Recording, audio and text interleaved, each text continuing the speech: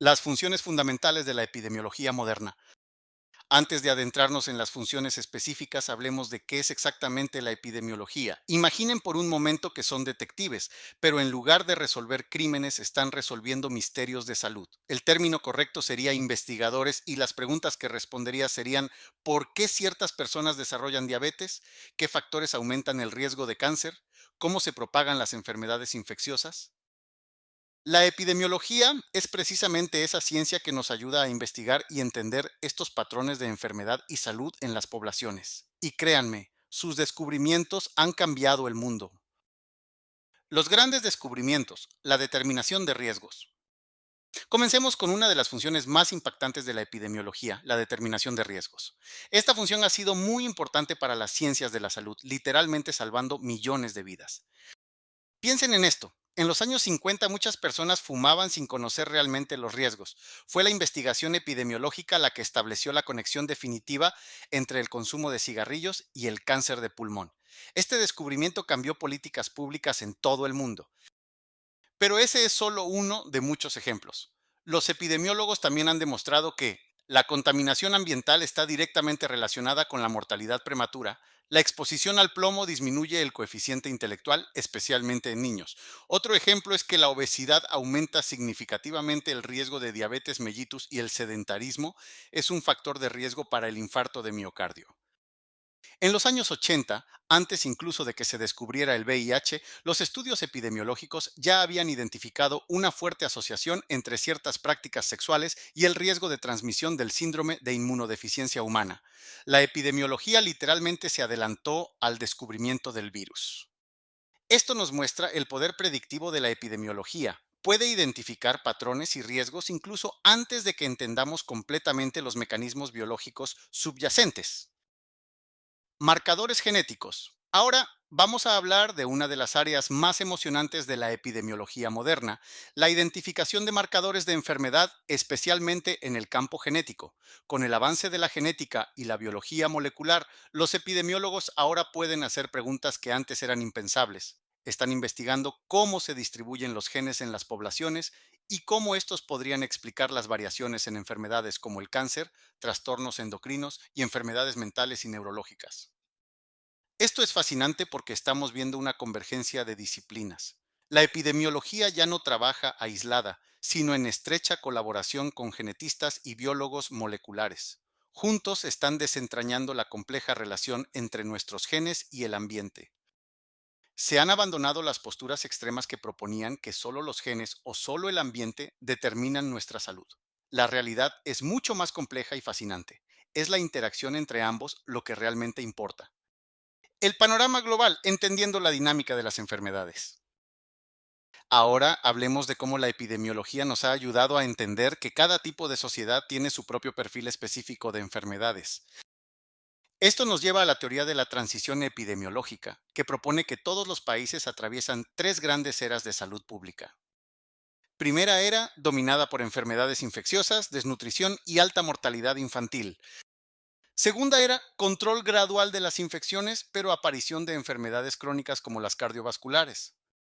Tercera era, predominio de enfermedades degenerativas y enfermedades relacionadas con el estilo de vida.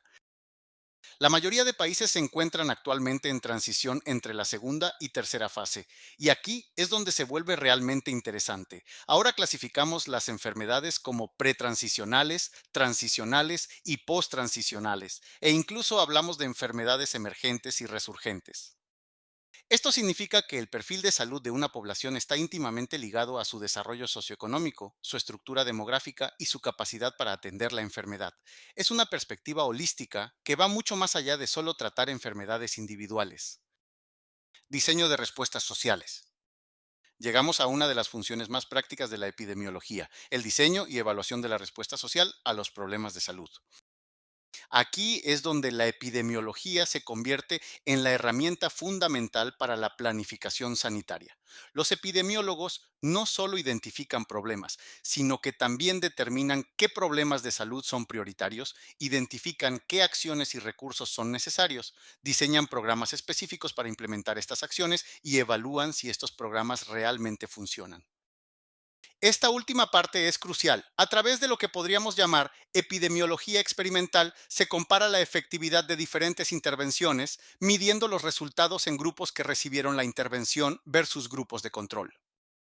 Pero la epidemiología no trabaja sola en este campo. Se combina con la administración, economía, ciencias políticas y ciencias de la conducta para crear un enfoque integral. Esto permite estudiar las relaciones complejas entre las necesidades de salud de la población y la oferta y demanda de servicios de salud. El estatus científico de la salud pública depende en gran medida de la cantidad de epidemiología que contenga. La epidemiología se está convirtiendo en lo que algunos llaman inteligencia sanitaria, no solo un instrumento para vigilar y controlar enfermedades, sino una forma de comprender la salud como un todo integrado. Estamos viendo cada vez más estudios interdisciplinarios que combinan epidemiología con sociología y antropología, fortaleciendo el trabajo de todas estas disciplinas. Algunos problemas epistemológicos actuales. La polémica sobre el estatuto científico de la epidemiología fue abierta con la publicación de un controvertido texto elaborado por Carol Bock en 1975. De acuerdo con esta autora, el hecho de que la epidemiología otorgue tanta importancia a su método se debe a que, en esta disciplina, el experimento juega un papel muy limitado, por lo que los investigadores deben crear escenarios cuasi experimentales, sirviéndose de los fenómenos tal como ocurren naturalmente. En la actualidad, la epidemiología enfrenta varios problemas epistemológicos. De ellos, quizás el más importante es el problema de la causalidad, aspecto sobre el que todavía no existe consenso entre los expertos. El abanico de posturas se extiende desde los que proponen el uso generalizado de los postulados de causalidad, Henley Koch, Bradford Hill o Evans, hasta los que consideran que la epidemiología debe abandonar el concepto de causa y limitarse a dar explicaciones no deterministas de los eventos que investiga. Las críticas al concepto de causa, formuladas por primera vez por David Hume, 1740, probablemente implicarían replantear conceptos tan arraigados en la investigación epidemiológica como los de causa necesaria y causa suficiente. Por ejemplo, dado que estas críticas son cada vez más aceptadas en el terreno de las ciencias naturales, es indudable que este tema seguirá siendo uno de los predilectos por la literatura epidemiológica del siglo XXI. Otro de los problemas filosóficos de la epidemiología contemporánea se refiere a la índole de su objeto de estudio. En este campo, los esfuerzos por determinar la naturaleza de los eventos epidemiológicos también han desembocado en la formación de diversas corrientes que debaten intensamente si este objeto se alcanza con la suma de lo individual, con el análisis poblacional o mediante la investigación de lo social. Como resultado, han proliferado los intentos por desentrañar, cada vez con mayor rigor, las interacciones que se establecen entre la clínica, la estadística y las ciencias sociales. El último de los aspectos centrales en este peculiar debate alude al estatuto científico del saber epidemiológico, aunque ya nadie acepta la posibilidad, planteada por Luis en el siglo XIX, de que los eventos epidemiológicos puedan comportarse siguiendo leyes similares a las que rigen los fenómenos naturales. Los aportes de la epidemiología en el terreno de la generación de teorías, modelos y conceptos han sido numerosos, y su desarrollo presente indica que este proceso no va a detenerse. Espero te haya gustado este capítulo. Hasta la próxima.